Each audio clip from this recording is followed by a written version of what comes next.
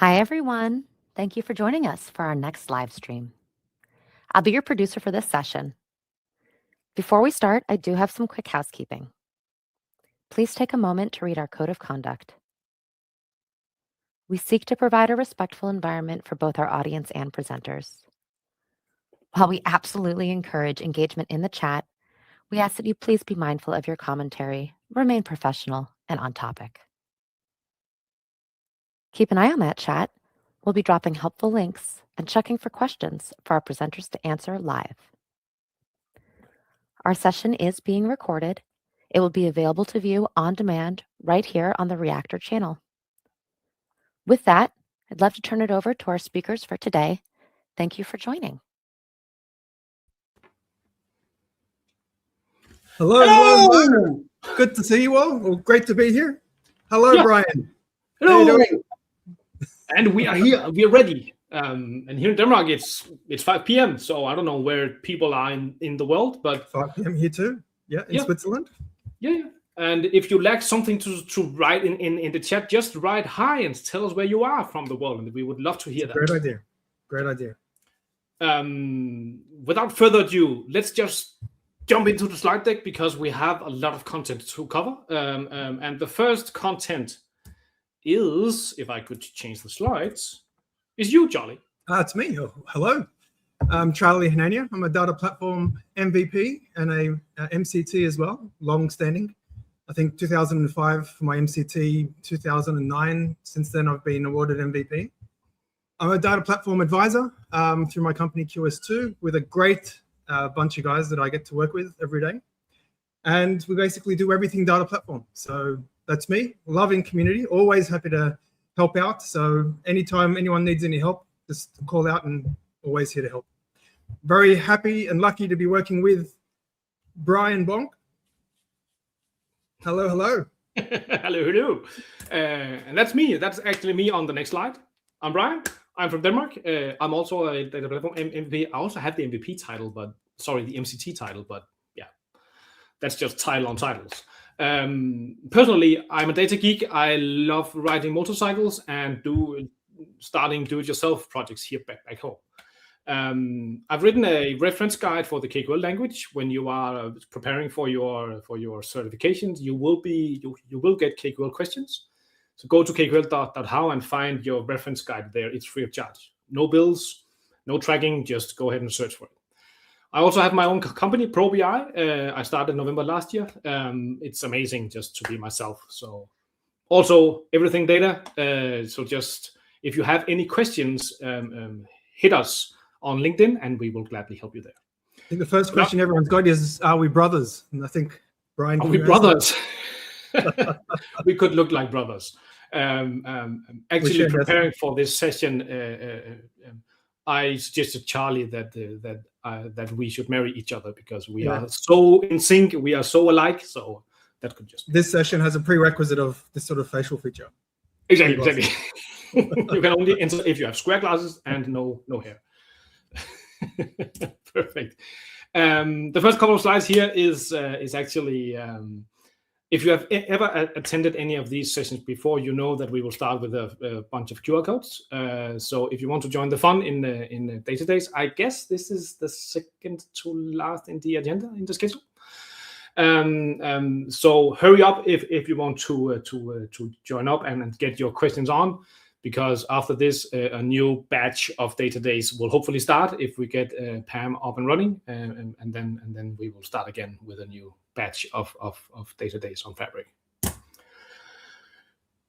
Whoa, get certified for free. aka.ms/dd/crt cert. Here you can get a voucher to get certified for free, but note on the bottom right corner, while supplies last. So they are not infinite, and at some point we will run out of vouchers. So hurry up, sign up. Give your name, give your shoe size, and give in your firstborn to get the voucher. No, that was just a joke. And you'll be good to go and get a voucher and try to get certified for free. If you want to study, join a study group, aka.ms/dd/study group. There are study groups all over the world, and also a study group for you if you want to find it. They are good for asking questions, get challenged. If you have any things that might be, I don't quite get this, ask the questions, get help, and you are good to go. Have you joined a study group, Charlie? I've had a look at them, and they're recorded, I think, as well, so you could actually go through and see what other people have asked. Exactly. So they're quite good, and they're focused on each of the different certifications. So find the study group that works for you. Exactly, and they are amazing, just like Jen is saying right here in the chat. So a couple of QR codes. Be quick, perhaps take a screenshot. This is also recorded, so you can find it on YouTube later. But take a screenshot of these QR codes, because here you can find the Fabric user panel if you want to get feedback, to give feedback on Fabric. There's a specific Fabric IQ user panel, and there's also a SQL user panel. So if you want to give feedback to the product groups, use these QR codes. Yeah, if you're fairly confident with the products themselves, and you know that it needs to go in a certain direction, or in your enterprise or in your business or your consultancy, you know that there are some gaps, this is the best way to engage with Microsoft. It's basically what we MVPs have been benefiting from for a very long time, being able to give direct engagement. So definitely worthwhile everyone joining that if they want to. Yeah, and the product groups are listening actively to those user panels. So join them, give your feedback, and they're listening. The last QR code for this introduction is that we have all the sessions on demand. Scan this QR code or go to aka.ms/dd/yourway and find all the pre-recordings from Fabric Data Days, and more to come, hopefully. And we have content in almost every language, or a language that you can understand, and in all topics around data. This session actually marks the last of the series for the data days, doesn't it? So yeah, we're lucky to be the capstone presentation. Not a lot of fun it's going to be, I'm sure. And yeah, feel free to watch all of those videos. Yeah, I see in the chat you also get the links. Links. Yeah, exactly. So perfect. Very cool. No session from Microsoft without moderators. Charlie and I, we just get the slides. We are talking for 45 to 55 minutes. Talking heads. Yeah, exactly. The people doing all the job, all the work, putting in the effort is actually our moderators. Today we have 3 amazing and awesome moderators. The first one is Ali, a data platform MVP. You can hook up on LinkedIn with her on this QR code, or follow her YouTube channel. Yeah. And we have Jennifer Radden. Jennifer is a data platform super user, also on LinkedIn and on Reddit. I would actually go ahead and follow Jennifer on Reddit, because she has some good feedback on Reddit when she is there helping people with all their questions around Fabric. Last but not least, Dr. Jeff Taylor, a data platform MVP and a consultant on data. The QR code for LinkedIn, and if you want to send him a mail, go ahead at jeff@jefftaylor.io. So just a reminder on what the moderators are doing for us today. So they are fielding all of your questions that are coming on YouTube and other platforms if they're sharing chat from there. And they're fielding those questions, answering those questions, giving you links. And they will then also bubble up to us any questions that they feel we need to ensure is covered in the stream. If there are lots of questions on the same topic, for example, if it's not already in our slide deck, we'll make sure that we cover it. So thank you very much to those 3. They're doing a lot of hard work while we're basically chatting. It'll be hats off to the 3 of you. Thank you very much. Exactly. And to pick up on what you said, Charlie, if you have a question and that question is a very, very good question, it will be passed on to us directly here to answer live. Exactly. Only for those of you acting live. So if you have a good question, write it in the chat, and they will pass it on to us, and we will answer it directly here in the stream. So yeah, we will cover lots today. Covering today, exactly. Lots of stuff we're covering today. So let's have a look at what we're going to do step by step. Firstly, you've probably studied a lot, and you've probably been told by your employer, or you know yourself, that you want to do your exams. The certifications are super important, especially now in the industry, as people are trying to qualify where they stand and how they relate to their job role. So what we're going to go through today is how to schedule your exam. There are always some questions on how to do that. Sometimes there's a mismatch between, do I use my work account? Do I use my company account, and my my personal account. So we'll go through some of those different steps. We'll look at how the exam looks and how the scoring works, because that's always a tough one. Even for us, we've done many exams and we've written many exams as well. Yeah. So it's always hard to actually put forward exactly how that works. How to maximize the efficiency on the day. So this is how to really take care of the time that you've got, how to be in the right mindset, and how to get the most out of your exam experience. And then also looking at one of the types of questions that we've got in the exam, which is called a case study. It trips a lot of people up, and so we're going to share some experience on our side, how we generally tackle that. And then some of the things that are available to us from Microsoft and from other vendors in terms of practice questions and looking at the exam environment as well. And then the last thing we're going to go through, or the second last thing we're going to go through, is actually doing the certification exam, what happens on the day, and also a couple of true and false tips and tricks that we're going to be walking through. So with that, we're going to move over to the next section, which is scheduling your exam. Brian, tell us a bit about that. Yeah, well, scheduling your exam, it is some find it cumbersome, but it is actually quite easy. Yeah. First of all, you go to the official Microsoft certification exam website. It is just a website. You sign up and you select your country and your schedule.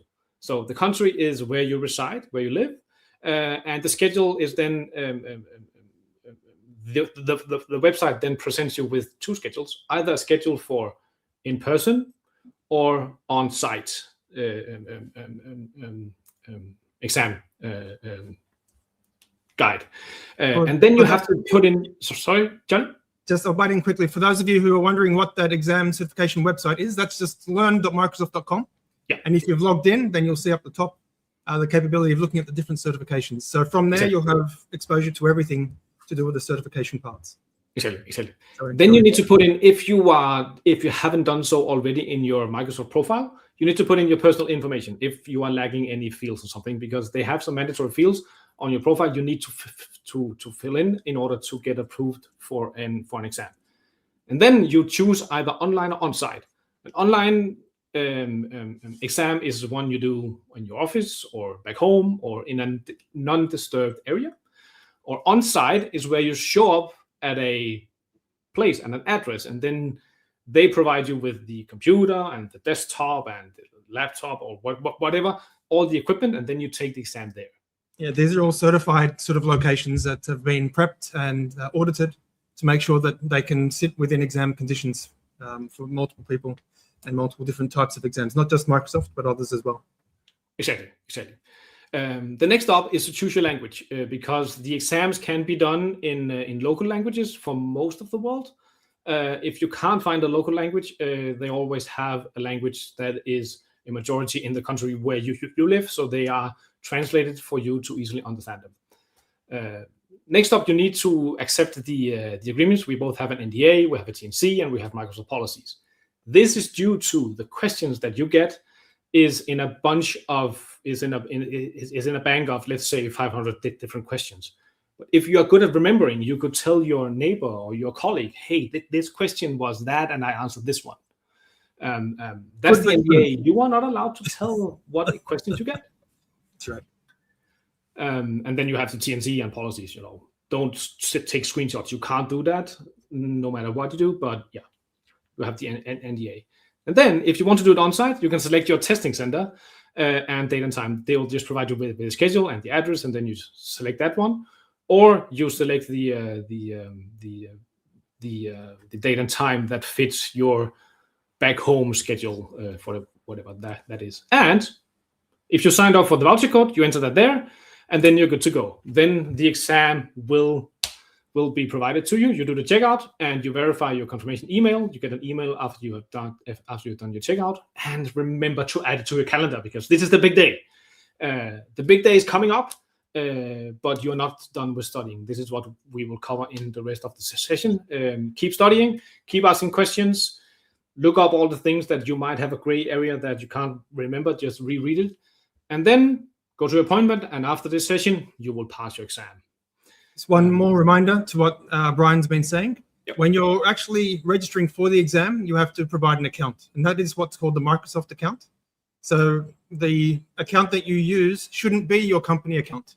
Oh, So no. usually we would use our Outlook, our Live, Hotmail, something like that, even a Gmail account, something that can be tied to you personally, no matter where you are, whichever company you work for. You can always bind that account to another company account as well, if they want to see them. But the main thing is to make sure that it's a personal account that you're registering under.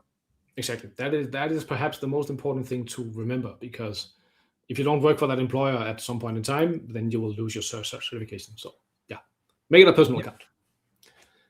Good call there, Charlie. Nice. So the exact format of scoring for role-based exams, Charlie, I guess you have a demo that we can show instead of talking about slides, right? Sure.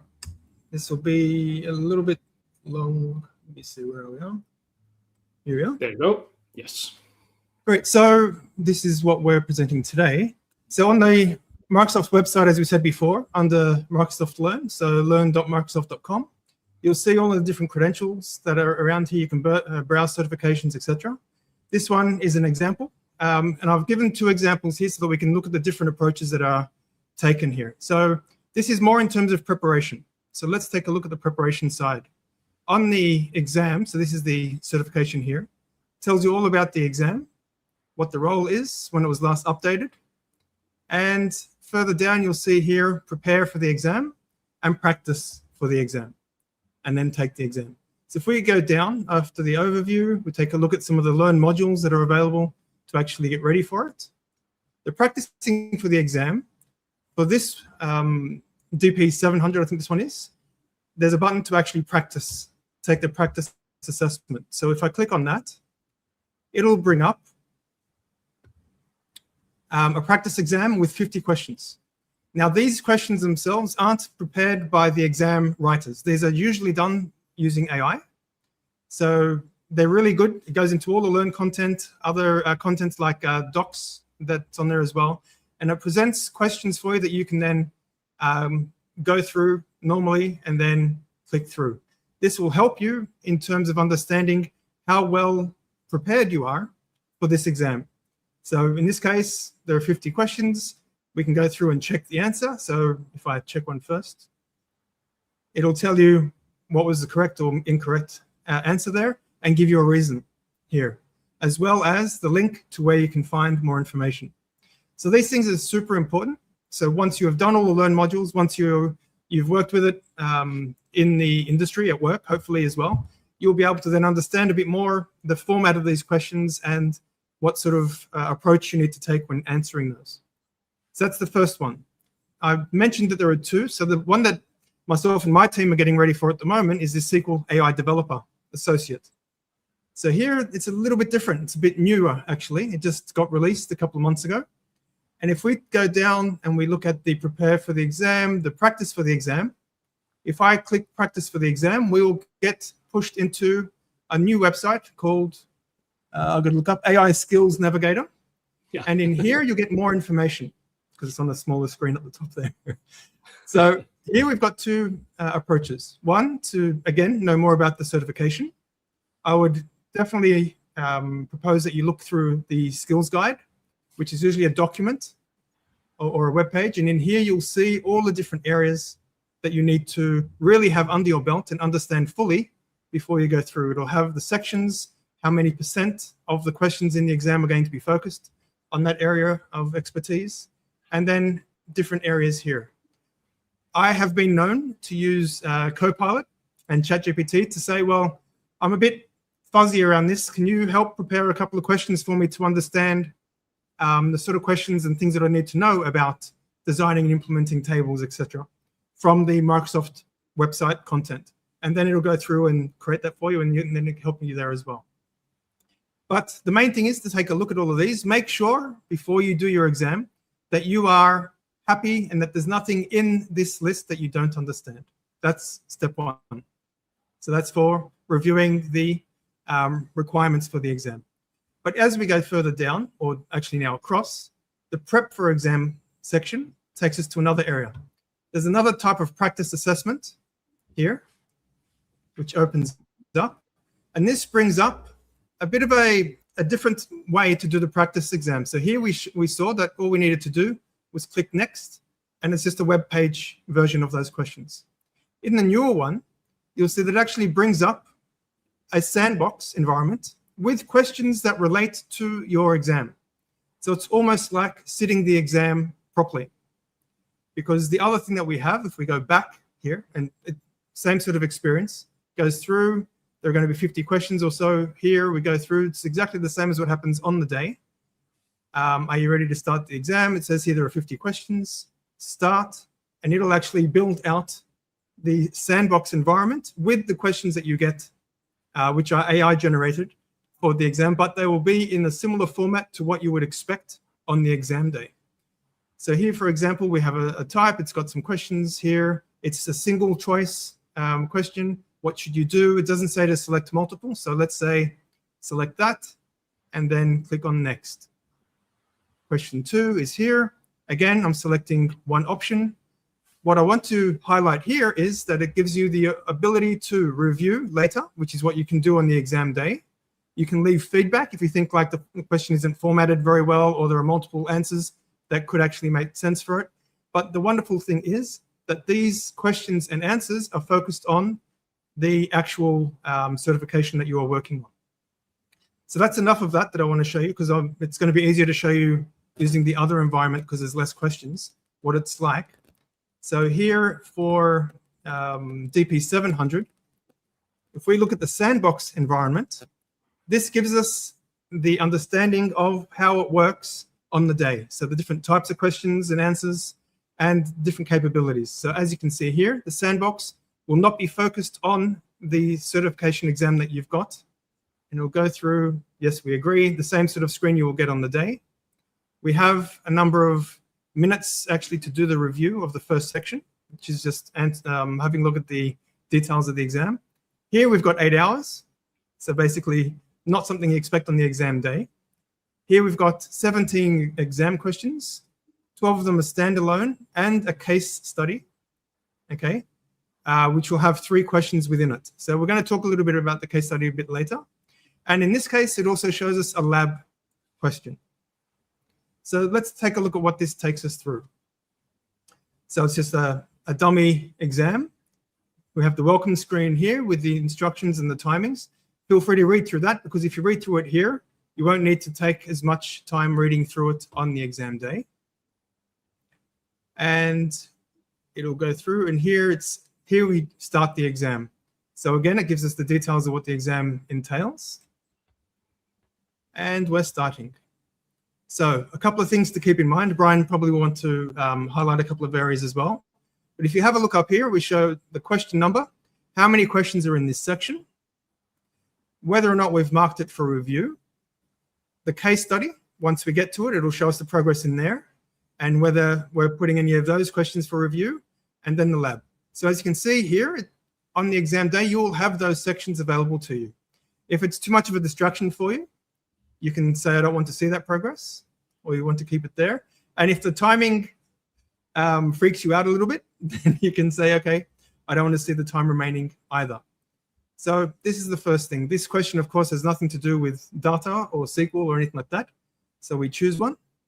As I mentioned before, you can select a question for review. And we'll talk about that in these true and false tips and tricks a bit later. But this is something to keep in mind, that you have always in every question the capability of reviewing and leaving feedback. If you've made a mistake here and you want to start this question again, you click on reset. It does not change your timing. All it does is take off any of the things that you've selected. As the questions get more complicated, you'll see why this is beneficial. So that one was a single choice question.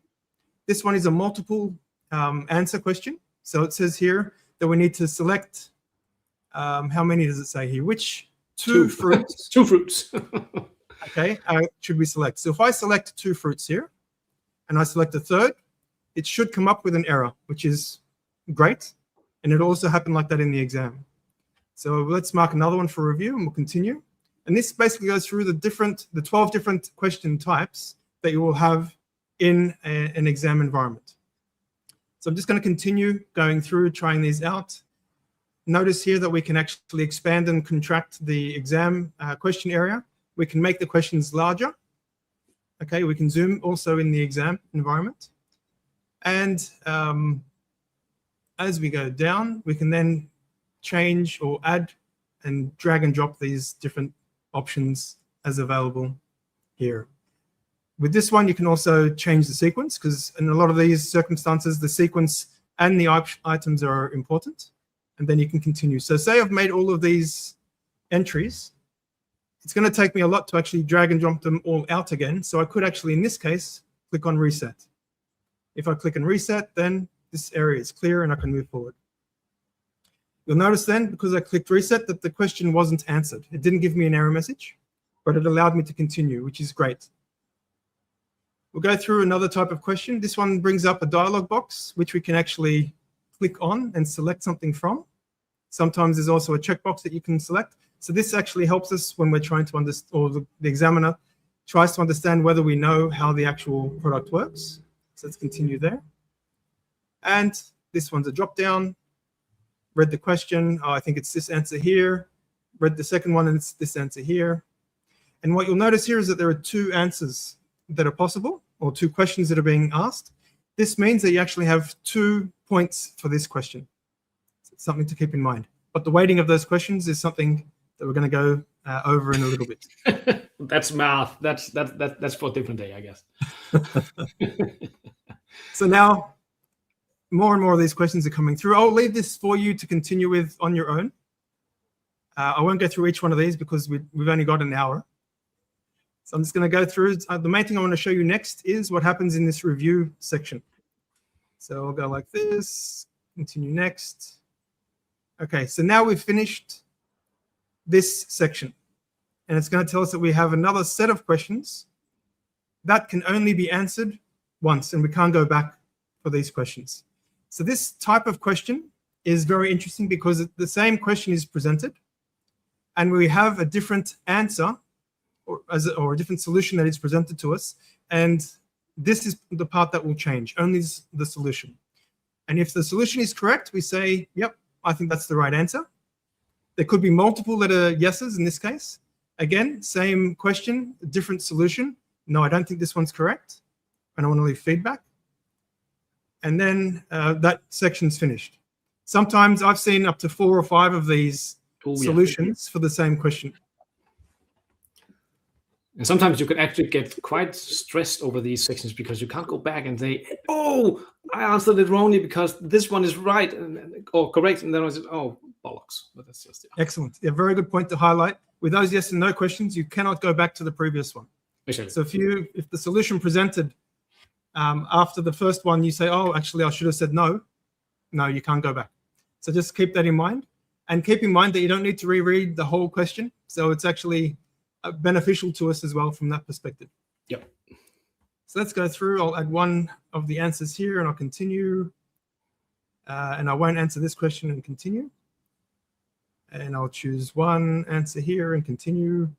And now we're at the review screen, finally. And what I want to show you here is the different areas that we have available to us. So if we have a look at all, these are all 12 questions that were answered in that section, or that were asked in that section. Some of those were answered. If it was partially answered, it comes up as answered as well. But if it was completely unanswered, it'll come up with a checkbox here that it was unanswered. If we have selected that we want to review that question, that comes up here. So let's take a look. We can filter them by those that were, say, unanswered. I have one. And we can click into that question then and answer that question. This is great if you feel that that question is too complex, or you feel like maybe the other questions will help you to answer it a bit later on. Do that. My recommendation is not to leave them unanswered, but always to give a gut feel answer and then to place it under review so that you can review that question for yourself later. So in this case, this was the drag and drop question. And I need to probably change the size a little bit so that it fits. And I've done that. And then I can either click on next, which takes me to the next question in the list, or to the end of the section there. If I look at the review questions, so these are the ones that are marked for review, as I was saying before. They might already be partially answered, or I might say, oh, actually not oranges. I want it to be a melon. All right. And then I want to go back to the review screen and say, yep, that's enough. I'm happy with that section. So as soon as I click on finish section, that's it. You can't go back to that section to answer or change any of those questions. It will be available at the end of the exam just for comments, but not for changing any of these answers. So I'm not going to go through any more of these, or maybe, what do you think? Should we go through the case study concept? I think we have a section about the case study on the slides, so we can talk about the case study later on. Okay. One comment I need to add here is that when you do the not this lab where it's just bogus questions, but when you do the test assessment, the test questions, the 50 questions, they are not questions from the real exam. Yeah, they are just questions that might give you a feeling of what gray areas you need to restudy. You will not find questions on the exam bank for the test assessment copied into the real exam. Do not memorize. Yeah, exactly. Because we get some feedback from the exam candidates where we see on questions, I haven't seen this question before in either of the test exams. I was just like, no, that's a reason you don't have a copy of test questions in the real exam. So that's a big flag to raise there. Yeah, those practice questions are there mainly to let you know if you have any gaps in your knowledge and your experience, yes. So that you can do further research on them. That's why they also have the answers and the links underneath them. Exactly. There's also another tool or another company called Measure Up. They provide some really good questions in that perspective too. I've worked with them before, and I recommend them for any of the training courses that we do. So shout out to those guys. But definitely these questions that are provided on the Microsoft website are also quite good, and they're free. Exactly. So if we go back to the slides, I think we have the next couple of things here. Yeah, the exam format, Charlie, you went through it.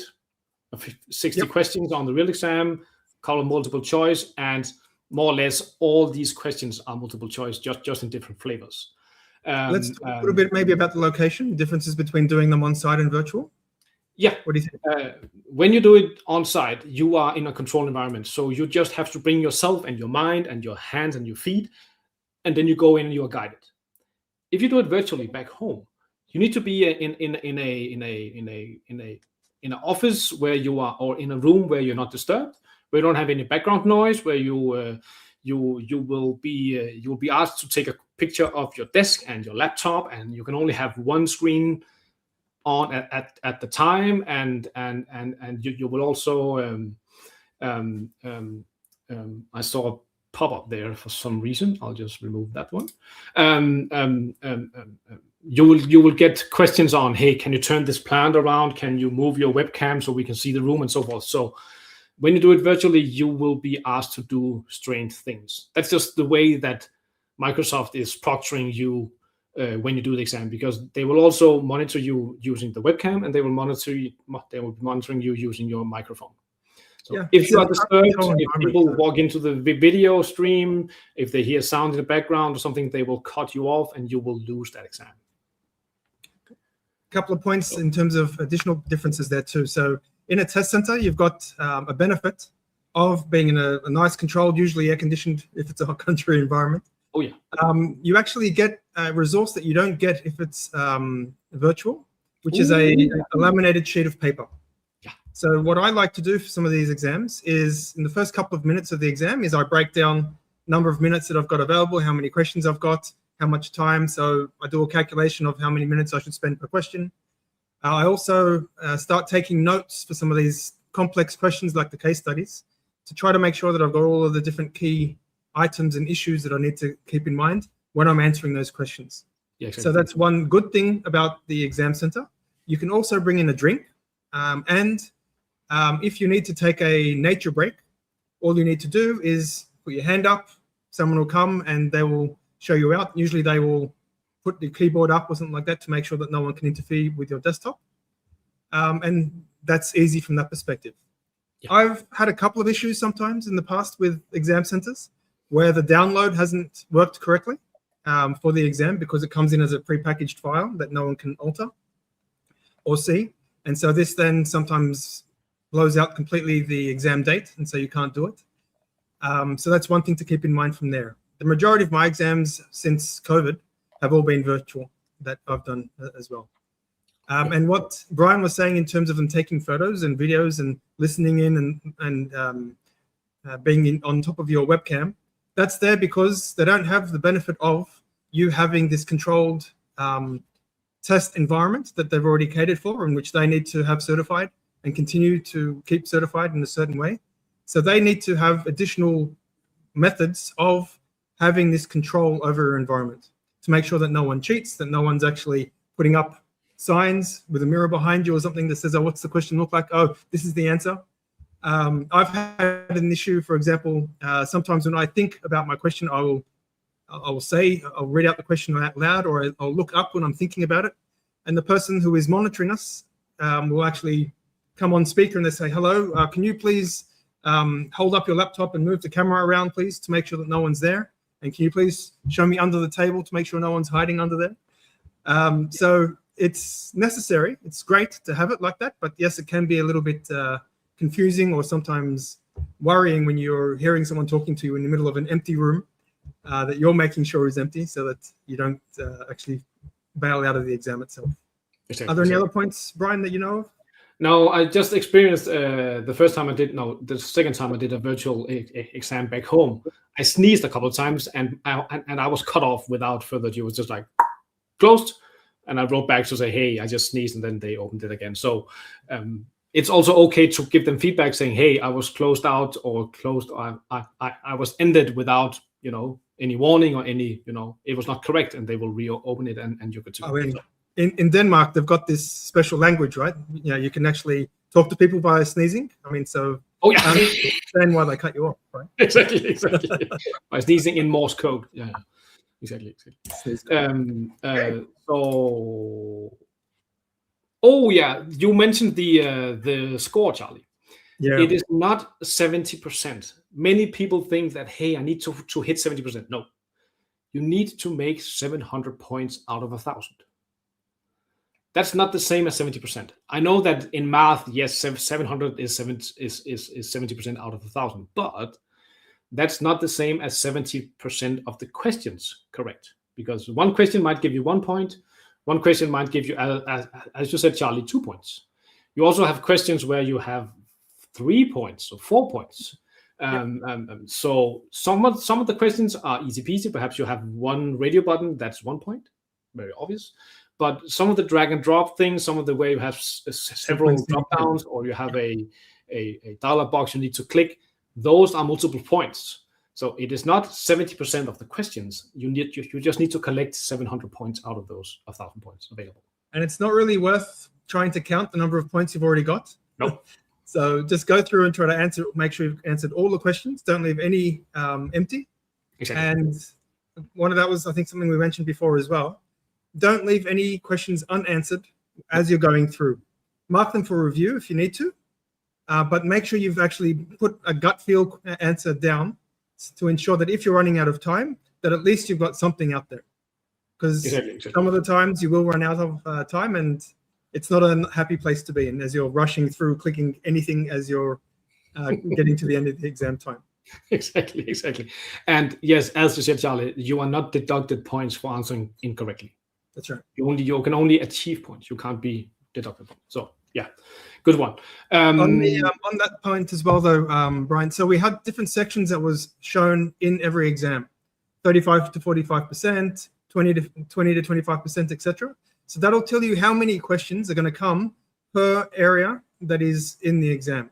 So, for example, if it says that there's 45 to 55% of the exams are going to be on security, fabric security, then you'll understand that, hey, out of how many questions, say 30 questions, that many percent of those questions will be focused on that area. And that there will be actual cutoffs for the minimum that you will need per section in order to actually pass the exam. If I'm not mistaken, Brian, it's how it used to be in any case. Yeah, it used to be like that, but they are changing the exam score all the time. So so don't depend on that. Yes, But just it'll at least show you at the end what your score is in the different sections. So you'll know also if you failed, hopefully not, but if you failed, you'll know where you're weak in and where you need to do more research and experience it. Then you just go back to the exam guidance, and then you see these percentages like 35% of, I don't know, security. Then you read all on security, and then you go to go. Exactly. Perfect. I think we have quite a few slides back left, so we need to rush it quite a bit, Charlie. Here, so just let's keep the pace. We have some yes and no's here, reality or myth. So if I ask you the first one, Charlie, you must use your full name when registering for the exam. What do you think? Ooh, that's a hard one because I like using my nickname. Everyone likes calling me Chuck, but I don't know if I can use that for the exam. I would say that is a myth. I should not use my full name. I can go with Chuck. What do you think? Oh, you actually have to use your full name because you have to show your personal ID when you take the exam. But they should know I'm Chuck. Oh, okay, fair enough. Yeah, exactly. You have to write your name as it is on your physical ID that you bring to either the exam room or in the virtual area where you take a picture of that ID. So put in your full name or else. Say again? Take 2 forms. Yeah. 2 forms of official ID. Not your library card, not your discount card for Starbucks. Passport, driver's license, something with a picture on it. So, exactly. So the next one. You should always schedule your exam in person at a testing center. So what do you think there? Should you always, even if it's virtual, go to the exam center to actually schedule your exam? I think you just told us that, hey, I could take it back home if I didn't sneeze in Denmark, right? I guess so. But also, if you know this, the audience live on YouTube, just write it as quickly as you can in the chat. Is this a myth or a reality? You should always schedule your exam in person at a testing center. The myth or reality? We don't know, but let's see. It's actually up to you. Yep. So there's nothing holding you back from doing it. You can definitely go to an exam center, even if you're going to be doing it virtual. And you can also do it virtual if you're going to be doing it at an exam center. So it's completely up to you which way you want to schedule your exam. Exactly. And if you have any stories that is funny or strange or awkward or just positive, write them in the chat and let people know them, and let's celebrate together. So the next one. Ooh, I perhaps gave this away. All questions are multiple choice on the exam. The single plus. Let's say the single choice plus. So there are many different types of questions. So I think that one's definitely going to be a myth. It's not only multi-choice. Yes. It is a myth. Yeah. All questions are multiple choice on the exam. But it is a multiple choice with different flavors on them. So could say that, sure. Yeah. So next one. You have to get 70% of questions right on the exam to pass. 70% of the questions. Well, we just talked about 700 is 70% of 1,000, but is that still 70% of the questions? No. What do you think, Brian? It's a hard one. It's a hard one. I think it is a myth that I only have to collect 700 points out of 1,000. So that is, yes, in math, it's still 70%, but it's not 70% of the questions. So it's 70% of the points available. So there is a point there as well to keep in mind, is that not all the questions are marked. Not all the questions are scored. So there are sometimes questions that come in that are being prepared to see whether they can be evaluated correctly by Microsoft's internal scoring mechanisms to say that it's appropriate for the exam. So you might get some far out questions there, which you might think that's a really strange question to be asked in this, or it covers a different topic. It's not exactly SQL AI, for example. Yeah. And so those questions will be in there for them to understand how people who have these backgrounds are answering. And I think another thing that happens is that because there's a review every 3 to 6 months of those questions, that some questions will fall out and new questions will come in. Yeah. So the ones that will fall out are generally ones that are being answered correctly all the time, i.e. they're too easy, or that they're getting answered incorrectly all the time, which might mean that there's something wrong with the wording or the concept isn't available well enough in terms of understanding it within the content that's available, or not used enough. So for those reasons, you should also ensure that you're not counting the number of questions you think you got right because again, some of those might not be counted at all within your examination. And on that note, it's also very, very important. If you see a question that is off or strange or upside down or something, you have the option to give feedback on each question, saying, hey, this question looks off, it doesn't fit in the exam curriculum, something. Write it in the feedback, because the feedback is read, it is taken care of, and if enough feedback is given on a question, then it is reviewed and either redone or removed or replaced. So one thing to keep in mind there is that every comment that you put in terms of the review is read. So that's something that, 100%, they're all read. So they're all very good places for you to leave your comments. You only have about 8 minutes or something like this at the end of the exam to actually do that. So you'll have to type quickly and select the right categories, but they're all read. So every question that has an evaluation or a comment on them will be reviewed as a result. Yes, exactly. So I think we have another myth or reality. You should answer every question on the exam. I think we've answered that one. That's definitely a reality. What do you think? Yeah, you should at least answer every one of them, because you can't get wrong points. No points are deducted for wrong answers. So answer all of them, even though you are unsure. Just answer it, because you might be lucky enough to have that point that brings you to 701 points, and then you're passed. You never know. Yeah, I agree. You can mark questions for review and go back and answer them later. I guess you just gave that away, Charlie. Oops. That's fine. But you don't have to. Exactly. You don't have to. And sometimes you can't go back to other sections. So make sure that you read the section start, because it is a splash screen where you are told, hey, you are entering a section where you can't go back and forth. Sorry, you can't go back. You can only go forward. So notice them and then answer those in particular ways, and then the other ones you can go back and forth and do whatever you want with them. So great. Perfect. Do we have more? Oh, you can read the questions out loud when taking the exam. Let's qualify it. You're talking about in an exam center or virtual? Yeah, you can read the questions out loud when taking the exam. Ooh. There's actually someone in the chat answering, is this a physical exam? Well, good question. But what do you think? Not with push-ups and chin-ups and stuff, but exactly. So someone says there's no online mode. I don't know. Let's see what myth.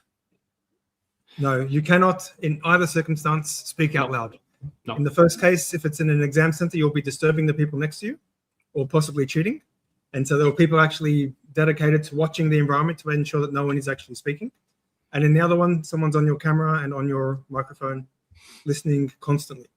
That is another point there. I think, Brian, you might have mentioned it, but just in case, ensure that if you're doing a virtual exam, that everyone knows that you're doing a virtual exam, that no one can come in, no one can come into view of the camera, and they shouldn't disturb you so that you're directing your attention to them either. And if any sound is heard from someone else in the exam, you or someone else, they will cancel your exam. Yes. So keep that in mind, that doors are locked. There's maybe a sign on the door saying exam in progress, leave me alone. And just make sure that you don't stuff up from that perspective, because you've probably gone through the hassle and the stress of getting ready for your exam and then have it canceled for just an odd reason such as that. So no, don't read your questions out loud, and don't put your possible answers out loud either. No, don't talk at all. Yes, talk internally, inside. Yes. Ooh, we haven't covered this one. So perhaps the audience on live here knows this one. You can use Microsoft Learn during your exam. Is that cheating? Is that cheating to read Microsoft Learn during the exam? I would love to be able to use Microsoft Learn during my exam, because then I can always look it up. So we never know. Have you used that before, Microsoft Learn? Say again? Have you used Microsoft Learn before on the exam? Yes. You have? Because So I have a story with that. Because when I did it the first time, when it was available, the first time I was doing DP 600. Yep. And I thought, wow, this is really cool. And so I wanted to be conscientious, and I thought maybe I'll be able to get 1,000 points on this exam. And every question, even though I knew the answer, I'd go through and I'd check it out on Microsoft Learn. I ended up getting to about halfway through the exam, and I looked up at the timer and I had 10 minutes left. So I had to finish half of the exam in 10 minutes. So exactly what I would advise, or my tip from that experience, is don't use Learn unless it's absolutely necessary. It's there. Maybe keep it under wraps in terms of whether you need it for review, but do not use it for every question. Yeah. You can't go in blindsided and just pass the exam using Microsoft Learn. You won't have the time. Yeah, and it's reduced functionality too. It's not the full environment, the full web page. Nope. So you'll have to also know what you're searching for and these sorts of things. So it's not super easy to get to the content you need, but it is there in case you just want to fact check one thing versus another, for example. Exactly. So that's it. Don't spend too much time on that. And Pam is telling us we're running out of time. So let's move on. There are practice exams to use while studying. Oh, you just showed us, Charlie. We have different options to do practice exams for most of them. Not the brand new ones, like the DP800. When that was released, we didn't have a practice exam. We only just got this, I don't know, a month ago. The practice exam only came out last week, so it's been 3 months or so that there's no practice exam for it. Exactly. People are chatting in the live chat. No Copilot. No Copilot. Not this time. The case study is the best part of the exam. Ooh, what do you think? I like it because it's the most real world in terms of some of the questions, and it makes you think like we do as a consultant. It's multifaceted. You've got lots of areas to think about. There's multiple requirements that you're trying to deliver to. I like it. But in terms of the exam, it can be a little bit difficult to actually get your head around it and to do it in the right way. What's your advice, Brian? I think we will get back to the case study later on. We have a slide on the case study, but quickly, my advice is to briefly go fast through the documents that you see in the case study, and then read the entire introduction in details. Then go and find the first question in the case study, because in the case study you can go back and forth. So read the introduction, find what documents do I have access to, find the first question, then find the answer to that question in the documents, because then you know where to pinpoint that. Don't try to read the entire case study and memorize it and then answer all the questions. That's not possible. Yeah. And then one positive thing, I think you told me that yesterday, Charlie, when you are at a site, you can note down the questions for the case study, and then you can go back and forth and remember them. So, yeah, great. So we need to breeze through this section. Yeah, exactly. So whether you are virtually or in a testing center, you will be verified your identity to unlock the exam. The NDA must be accepted, and read the instructions. They will tell you what to expect and how to do it, how much time you have, what kind of other things that you need to take care of. And you cannot go into the exam without completing the skills survey, because that is a survey where they try to match who are you and what questions did you answer correctly, and then they're doing an analysis on top of those. That's right. Without GDPR data, just 5 questions or something. Who are you? So then start the exam, review questions. That's the hint here. Mark them for review, and then go back and review them. Submit the exam for scoring. You get the answer immediately. Way back in times, we had to wait a few weeks or days until we got the exam, until we got the diploma, yes or no. Unless it's a beta. Say again, Charlie? If it's a beta exam, you'll get them weeks later after everything's been reviewed. Yeah, exactly. And then provide comments about items that can be improved, as we just mentioned. And then when you're done, celebrate. You got the exam, you got the diploma, you can print it out, put it on your wall, and then show it to your family and to your colleagues. Say, hey, I got the DB 600, 700, 800, whatever we have. So tips and tricks for maximizing your score. Do we have anything else that people can read on the slide? I think we've got. No, I think we've covered pretty much everything there.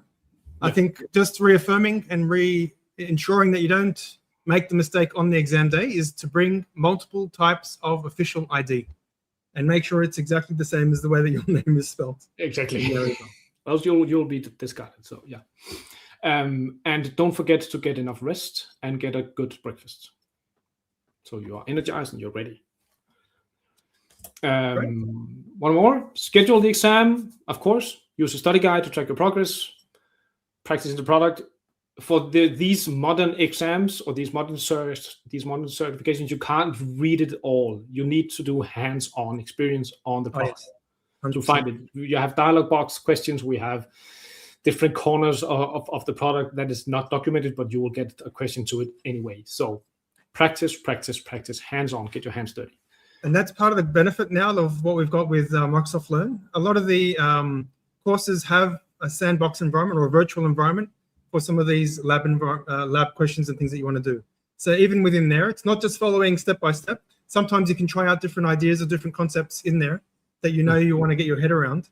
If you don't have access to a full-blown version of SQL Server or a full Fabric implementation, etc., it helps to actually do it that way too. But definitely make sure you get more hands-on experience, as Brian was saying. Nothing is better than that. Exactly. Then we have the practice tests, and we have the community resources. We have the community on Fabric. You can always join a user group or a study group, and then get help there. There's an extra one. Yeah. I wrote a book with Valerie about the DP600, the Analytics Associate. This is a study guide with O'Reilly. You can buy it on ak.bi/DP600. It should be a dash, not a dot. I'm sorry. I wrote that wrong. DP600. You can buy it there. I think it's, I don't know, 50 euros or something. And you have a study guide that you can read. You can also buy it digitally and read it on a Kindle. A lot of people want to have a book in their hand when they're studying, and it makes sense. And I'm sure that if both of you guys as MVPs would have covered a lot of deep content that would be difficult to get your head around in any case. Exactly. And it's also good for daily work on Fabric, just to have it as a reference guide. So great. Yeah. I think this is the last slide. If you missed any of the QR codes, these are once again. You can get a free certification. You can join a study group, and you can join all the fun of data days. This is the last one in this batch of data days, but hopefully we'll get way more data days. Thanks again to the moderators for all of that. I'm sure they've already sent you these links as well. They have been in the chat a lot. Yeah, we've seen it. It's just been scrolling constantly. So it's great that there's been a lot of interaction. Thank you very much for joining. Thanks, Brian, for the great conversation and the banter. Thank you, Charlie. And thank you. I would also like to say thank you to the moderators. They have been head on to the chat. They have been on fire with their keyboard. I guess the keyboard needs to cool down now. So thank you a huge amount to our 3 moderators. Thank you to Microsoft Reactor. Thank you to the producers. Thank you to Pam, if you know her. She's amazing. And just thank you. Yeah. It's been great interacting with you all. Thank you very much. And good luck with your study and with your examinations. And shout out. You've got our details. If you need to ask any questions or need any advice, we're always here. Help you. What a great community. Yeah. Bye. See you later. Bye. Bye-bye.